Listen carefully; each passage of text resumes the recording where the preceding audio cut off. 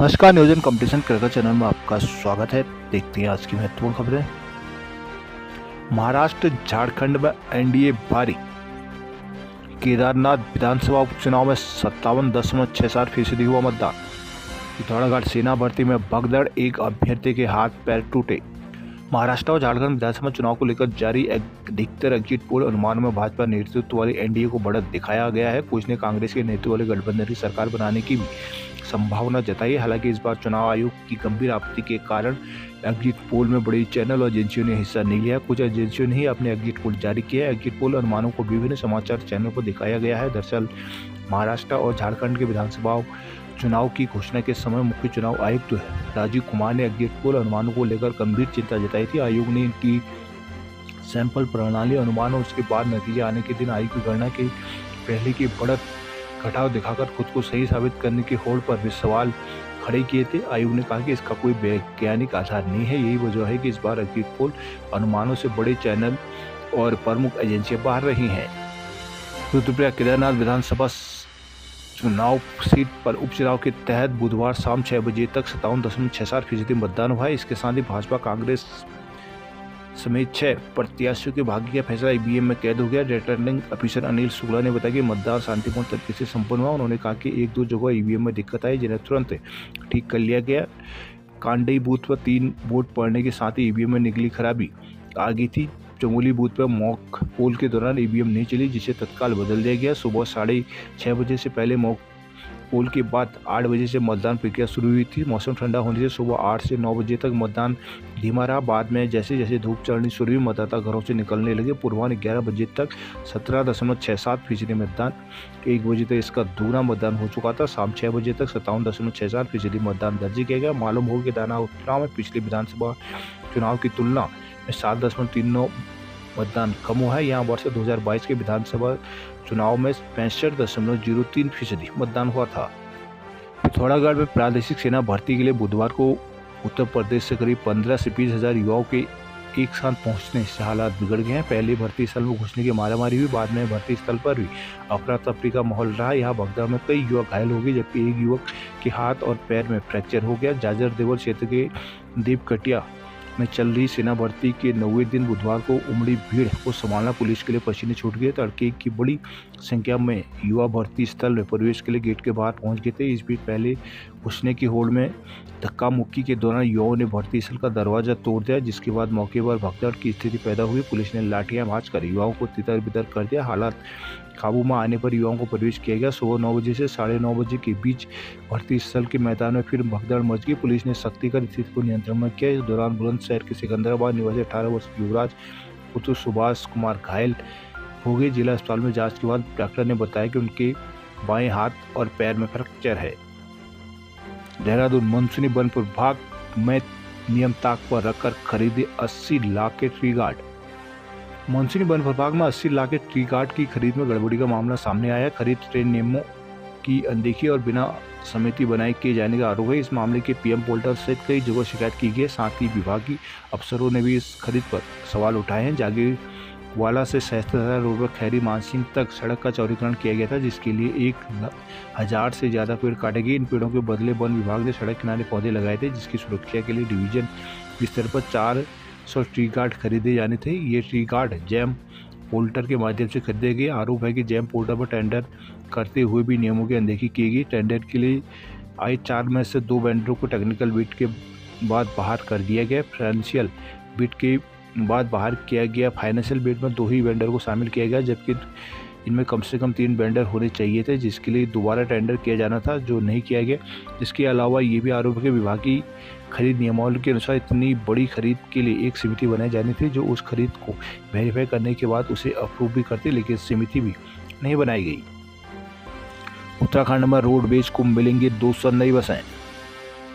प्रदूषण की वजह से उत्तराखंड में रोडवेज रोज की पुरानी मॉडल की डीजल बसों पर रोक का समाधान निकाला गया है। रोडवेज की BS6 मॉडल की 100 नई बसें खरीदने की अनुमति दे दी गई। इसके साथ ही 100 CNG बसों को कॉन्ट्रैक्ट पर लिया जाएगा। इन 200 बसों के आने से दिल्ली रोड पर रोडवेज की सभी 504 सीमाएं यथावत हो जाएंगी। बुधवार को परिवहन सचिव ब्रजेश कुमार संत ने मुख्यमंत्री पुष्कर सिंह धामी से इनके कैंटर रोड स्थित आवास में मुलाकात की और वर्तमान स्थिति की जानकारी दी। मुख्यमंत्री के निर्देश पर मुख्य सचिव राधा रतूड़ी, प्रमुख सचिव आर के सुधांशु और परिवहन सचिव ने बैठक पर हालात पर चर्चा की। बैठक में रोडवेज बोर्ड द्वारा कई माह पूर्व पारित 175 बसों की खरीद के प्रस्ताव पर भी चर्चा की गई। उत्तराखंड में 450 करोड़ से सुधरेंगी सड़कों की दशा। उत्तराखंड में सड़कों की स्थिति में सुधार के लिए केंद्रीय सड़क निधि के तहत 450 करोड़ के प्रस्ताव तैयार किए गए। राज्य सरकार की ओर से प्रस्ताव केंद्र को भेजे गए। केंद्र की मंजूरी के बाद इन योजनाओं का काम होगा। राज्य में सड़कों के सुधार के लिए हर साल केंद्रीय सड़क निधि के तहत बजट मिलता है। राज्य सरकार अपनी प्राथमिकता के आधार पर योजनाओं का चुनाव करती है। लोक निर्माण विभाग के अधिकारियों ने बताया कि मौजूदा वित्तीय वर्ष के लिए 450 करोड़ की करीब का प्रस्ताव तैयार केंद्र को भेजा गया है, जिसमें राज्य के कई राष्ट्रीय राजमार्गों विकास की योजनाएं शामिल की गई है। विदित है कि राज्य के 7 सड़कों को राष्ट्रीय राजमार्ग का दर्जा देने का प्रस्ताव भी केंद्र में लंबित है और माना जा रहा है कि इन सड़कों के संदर्भ में जल्द ही नोटिफिकेशन हो सकता है। उत्तराखंड में यात्रा विकास प्राधिकरण के गठन की कार्रवाई करे शुरू। महाराज सार्वजनिक शौचालय की सफाई में उत्तराखंड को तीसरा पुरस्कार। सार्वजनिक शौचालय को रखरखाव स्वच्छता के लिए केंद्र सरकार की ओर से आयोजित क्लीन टॉयलेट चैलेंज 2023 में प्रतियोगिता में उत्तराखंड को देश में तीसरा स्थान प्राप्त हुआ है। केंद्रीय आवासन और शहरी विकास मंत्रालय के अधीन संचालित स्वच्छ भारत मिशन शहरी की ओर से देश भर में सार्वजनिक शौचालयों की संख्या बढ़ाने के साथ ही सार्वजनिक शौचालयों की स्वच्छता पर भी जोर दिया गया, जिसके तहत सार्वजनिक शौचालय को चालू हालत में रखने, इन तक पहुंच को आसान बनाने के साथ ही सफाई और सुरक्षा पर फोकस किया जा रहा है। इस लिस्ट में गुजरात प्रथम, उड़ीसा दूसरे स्थान पर रहा। सर्वे में शामिल उत्तराखंड के लगभग 40% पब्लिक टॉयलेट स्वच्छता और सुरक्षा की उच्चतम कोटि के मानक पर खरे उतरे। उत्तराखंड में कुल 2553 सार्वजनिक शौचालय सीट हैं। सचिव शहरी विकास नीतीश झा के अनुसार सार्वजनिक शौचालय की स्वच्छता के लिए सभी निकाय को निर्देश दिए गए हैं। उत्तराखंड के अधिकतर आयुष कॉलेजों में अधूरी मानक रेटिंग से बाहर हुए 12 आयुष कॉलेज। प्रदेश के अधिकतर आयुष कॉलेज तय मानकों पर खरे नहीं उतरे। यह खुलासा national commission for Indian system of medicine की ओर से जारी रेटिंग से हुआ है। रेटिंग में उत्तराखंड के कुल 20 कॉलेजों में से महज 8 मानकों पर ही खरे उतरे, जबकि 12 अयोग्य पाए गए। इन 12 कॉलेजों में से एक पूर्व में बंद हो चुका है। दरअसल हाल में NGISM के medical assessment and rating board ने देश भर के आयुष कॉलेजों में निर्धारित मानकों के पालन का मूल्यांकन करा है। बोर्ड ने मूल्यांकन के बाद पहली बार इसकी रेटिंग भी जारी की है। NCISM ने यह रेटिंग अपनी वेबसाइट पर जारी की है, जिसमें देश भर के 552 कॉलेज शामिल थे। इनमें से मानकों के अनुसार 221 कॉलेजों को 3 कैटेगरी में जगह मिली है, जिसके तहत A कैटेगरी में 55 कॉलेजों में उत्तराखंड का महज एक कॉलेज, B कैटेगरी की बात करें तो इसमें 55 कॉलेज में भी प्रदेश का सिर्फ एक ही कॉलेज जगह बना पाया है। C कैटेगरी में 111 कॉलेजों में राज्य के 6 कॉलेज शामिल हैं। आयुर्वेद विश्वविद्यालय के पूर्व संकाय अध्यक्ष डॉक्टर R.K. मिश्रा ने बताया कि संस्थान को आवंटित ग्रेड या रेटिंग सर्टिफिकेट अपनी साइट पर डालना अनिवार्य है। उन्होंने कहा कि सरकार की इस पहल से संस्थान में प्रतिस्पर्धा का लाभ छात्रों और मरीजों को बेहतर तरीके से मिलेगा। जल निगम और जल संस्थान के सीवरेज ट्रीटमेंट प्लांट STP से निकलने वाली पानी ने अक्टूबर में भी गंगा को प्रदूषित किया है। प्रदूषण नियंत्रण बोर्ड PCB की ओर से अक्टूबर में जारी रिपोर्ट में बताया गया कि अक्टूबर में STP से गंगा में गया पानी सितंबर की तुलना में ज़्यादा खराब रहा। रिपोर्ट के अनुसार ओल्ड सस्पेंशन चमोली के STP से सितंबर में निकले पानी में फीकल क्लोरोफॉर्म की मात्रा 280 मोस्ट प्रोबेबल नंबर MPN तक थी, जो अक्टूबर में 1600 MPN पर पहुंच गई है। गंगोत्री में फीकल क्लोरोफॉर्म की मात्रा 540 से 920 MPN पर पहुंच गई है। बद्रीनाथ में यह मात्रा 920 MPN तक है। PCB रिपोर्ट में जल संस्थान में खलबली मची है। मुख्यालय से टेहरी, चमोली, रुद्रप्रयाग, उत्तरकाशी, हरिद्वार, नैनीताल, देहरादून के इंजीनियरों को भी दिन भर निर्देश जारी किए जा रहे हैं। इस संबंध में महाप्रबंधक DK सिंह ने बताया कि रिपोर्ट निर्धारित मानकों के अनुरूप नहीं पाएगी। उन्होंने 3 दिन में 2 और लैबों से सैंपल लेकर रिपोर्ट मुख्यालय को भेजने के निर्देश दिए हैं। सिंह ने निर्देश दिए कि STP का संचालन निर्धारित मानकों के अनुरूप किया जाए। रखरखाव संचालन में गड़बड़ी मिलने पर उन्होंने सख्त कार्रवाई की चेतावनी दी है। केदारनाथ उपचुनाव के बाद भाजपा कांग्रेस में आरोप प्रत्यारोप शुरू। नई टेहरी बांध की PSP यूनिट राष्ट्रीय ग्रिड से जुड़ी। टेहरी THDC इंडिया लिमिटेड के अध्यक्ष प्रबंध निदेशक R.K. विष्णु ने कहा कि टेहरी बांध की बहुप्रतीक्षित द्वितीय चरण के पंप स्टोरेज प्लांट 250 मेगावाट की पहली यूनिट की टरबाइन सफलतापूर्वक राष्ट्रीय ग्रिड से जुड़ गई है। अब करीब 10 दिनों तक विद्युत उत्पादन की टेस्टिंग की जाएगी, जिसके बाद विधिवत रूप से विद्युत उत्पादन शुरू हो जाएगा। बुधवार को आर के बिश्नोई ने पत्रकार वार्ता पर यह जानकारी दी है। उन्होंने कहा कि पीएसपी देश की 1000 मेगावाट की पहली योजना है जो सफलतापूर्वक ग्रिड से जुड़ गई है, जबकि 2025 तक 3 अन्य यूनिटों को भी ग्रिड से जोड़कर टीएचडीसी अपनी क्षमता के अनुरूप 2400 मेगावाट विद्युत का लक्ष्य पूरा करेगा। बताया कि मंगलवार शाम 5:50 में भारत के पहले variable speed pump storage plant PSP की प्रथम यूनिट 250 मेगावाट को राष्ट्रीय ग्रिड से जोड़कर उपलब्धि हासिल की है। इस दौरान भारत सरकार के ऊर्जा सचिव पंकज अग्रवाल, एनटीपीसी के अध्यक्ष प्रबंध निदेशक गुरदीप सिंह भी वीडियो कॉन्फ्रेंस के माध्यम से जुड़े थे। सीएमडी ने पीएसपी की पूरी टीम को सराहना करते हुए कहा कि पीएसपी के माध्यम से विद्युत उत्पादन करने वाली भारत की यह पहली योजना है। इस वित्त वर्ष में 250 मेगावाट की एक और यूनिट को ग्रिड से जोड़ा जाएगा, जबकि 2 अन्य यूनिटों को भी वित्त वर्ष 2025 तक ग्रिड से जोड़ा जाएगा।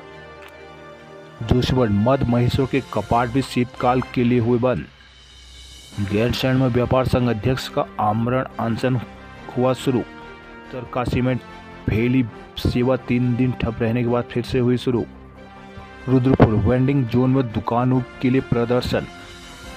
रुद्रपुर केला खड़ा में एसडीएम आरसी तिवारी के निर्देश में नगर पंचायत की टीम ने पुलिस की उपस्थिति में मुख्य बाजार स्थित चिन्हित वेंडिंग जोन भूमि पर हुए अतिक्रमण को जेसीबी से हटाया। कुछ प्रतिनिधियों ने टीम का भी विरोध किया। वेंडिंग जोन में दुकानों के आवंटन में देरी को लेकर बुधवार को आक्रोशित व्यापारी नारेबाजी करते हुए नगर निगम पहुंचे। यहां उन्होंने नगर निगम की सभागार में नगर आयुक्त नरेश दुर्गापाल से वार्ता कर जल्द दुकानें आवंटित करने की मांग की है। हालांकि व्यापारियों को वेंडिंग जोन की दुकानों के आवंटन में हुई वार्ता के दौरान कोई सकारात्मक संकेत नहीं मिली है। प्रशासन ने रोडवेज बस स्टेशन के सामने अतिक्रमण हटाने पर प्रभावित कुछ व्यापारियों के लिए ऊर्जा निगम अधीक्षण अभियंता कार्यालय के पास दुकानें तैयार की है, जिसमें दुकानों को डीडी चौक स्थित राम मनोहर लोहिया मार्केट से हटाए गए दुकानदारों को आवंटित किया जा रहा है। बुधवार को प्रांतीय उद्योग व्यापार मंडल के नए अध्यक्ष संजय जुनेजा का नेतृत्व में आए व्यापारियों ने कहा कि दुकानों के आवंटन में देरी हो रही है। उन्होंने इनके लिए नगर आयुक्त के सामने नाराजगी जताई। नगर आयुक्त नरेश दुर्गापाल ने व्यापारियों को बताया कि वेंडिंग जोन में व्यापारियों की दुकान बनकर तैयार होने वाले हैं। कुछ दुकानें मिलने से पहले व्यापारियों को 50% भुगतान करना होगा। शेष भुगतान 3 साल के भीतर व्यापारियों को करना होगा। सितारगंज में एक्वा पार्क के लिए अतिक्रमण को तोड़ा। पंतनगर ब्रेनी केयर केंद्र पर 8 दिन से धान की तौल हुई बंद, किसान हो रहे हैं परेशान। सितारगंज से शक्ति फार्म 18 किलोमीटर की न्याय 2 पदयात्रा निकाली। महिला मजदूर किसान छात्र व श्रमिक उत्पीड़न और नशे के खिलाफ भीम आर्मी के जिला अध्यक्ष सत्येंद्र कुमार के नेतृत्व में ग्रामीणों ने बुधवार को सितारगंज शक्ति फार्म 18 किलोमीटर की न्याय 2 पदयात्रा निकाली। समस्या का समाधान न होने पर ग्रामीणों ने आंदोलन तेज करने की चेतावनी दी है। बुधवार को आजाद समाज पार्टी और भीम आर्मी की ओर से आयोजित न्याय 2 पदयात्रा नगर पालिका कालीगली से शुरू हुई थी। पदयात्रा मुख्य चौराहा, कुलिया चौराहा, बमनपुरी तिराहा झाड़ी होते हुए शक्ति फार्म के सुभाष चौक, 3 पानी चौराहे से बैकुंठपुर के बाद गोविंदनगर पाड़ा गांव में संपन्न हुई। अल्मोड़ा आईएमपीसीएल के निजीकरण के विरोध में पूर्व सीएम रावत बोले, देहरादून से दिल्ली तक होगा अब संघर्ष। आईएमपीसीएल के निजीकरण में कर्मचारियों का आक्रोश बढ़ता जा रहा है। बुधवार को पूर्व मुख्यमंत्री हरीश रावत ने भी मोहान पहुंचकर 1 घंटे का मौन उपवास रखकर रोष जताया। कहा कि कंपनी का निजीकरण रोकने को देहरादून विधानसभा से दिल्ली संसद तक संघर्ष में हुए कर्मचारियों के साथ रहेंगे। बुधवार को आईएमपीसीएल कर्मचारियों को समर्थन देने पूर्व मुख्यमंत्री हरीश रावत मोहान पहुंचे। कंपनी के निजीकरण के विरोध में 1 घंटे का मौन उपवास रखने विरोध जताए। वही कर्मचारियों ने भी सरकार के खिलाफ प्रदर्शन कर निजीकरण निरस्त करने की मांग की। उपवास के बाद पूर्व मुख्यमंत्री हरीश रावत ने कहा कि फैक्ट्री यूनानी परंपरागत दवाइयों को बनाती है, स्थानीय उत्पादों की खपत की और सबसे अधिक है। कंपनी से हजारों लोग अप्रत्यक्ष रूप से रोजगार से जुड़े हुए हैं, वहीं 500 से अधिक को प्रत्यक्ष रूप से भी रोजगार मिला है। निजीकरण से इन लोगों के साथ समक्ष रोजगार का संकट खड़ा हो जाएगा। रानीखेत एक्सपायरी कीटनाशक मामले की जाँच हुई शुरू। बागेश्वर सीएचसी कांड में 5 डॉक्टर मिले नदारद, सीएम का पारा चढ़ा। पिथौरागढ़ जाजर देवल में भर्ती से पूरा पिथौरागढ़ हुआ परेशान। पिथौरागढ़ में चली प्रादेशिक सेना भर्ती ने पूरे शहर को जाम कर दिया है। भर्ती में हजारों युवाओं के पहुंचने से शहर में जगह जगह जाम लगा हुआ है। सुबह से शाम जाम का सिलसिला सुबह जो दिन भर जारी रहा। बुधवार को हिंदुस्तान समाचार पत्र ने शहर की यातायात व्यवस्था को लेकर पत्राचार की थी। अंचोली से लेकर जाजर देवल क्षेत्र के बीच कई जगह जाम लगा नजर आया। लोग घंटों वाहनों में फंसे रहे। लोहाघाट मिनिस्ट्रियल कर्मियों ने काला फीता बांधकर जताया विरोध। लोहाघाट के एजुकेशनल मिनिस्ट्रियल ऑफिसर एसोसिएशन ने बुधवार को काला फीता बात का विरोध जताया। एसोसिएशन ने एक 17 सूत्री मांग जल्द पूरी नहीं किए जाने पर आंदोलन की चेतावनी दी है। बाराकोट खंड शिक्षा अधिकारी कार्यालय में विरोध प्रदर्शन के दौरान संगठन जिलाध्यक्ष नगेंद्र जोशी ने कहा कि कर्मचारी 17 सूत्री मांगों को लेकर लंबे समय से आंदोलन कर रहे हैं। पदोन्नति, दुर्गम से सुगम अनिवार्य स्थानांतरण, पदोन्नति में संशोधन, धारा 27 के तहत स्थानांतरण करने, गंभीर रोग से पीड़ित कर्मियों को गृह जनपद देने आदि मांगों को लेकर संगठन संघर्षरत है। इसके अलावा कर्मचारियों को कई छोटे छोटे प्रकरण भी लंबित चल रहे हैं। उन्होंने शीघ्र मांगें पूरी न होने पर आंदोलन की चेतावनी दी है।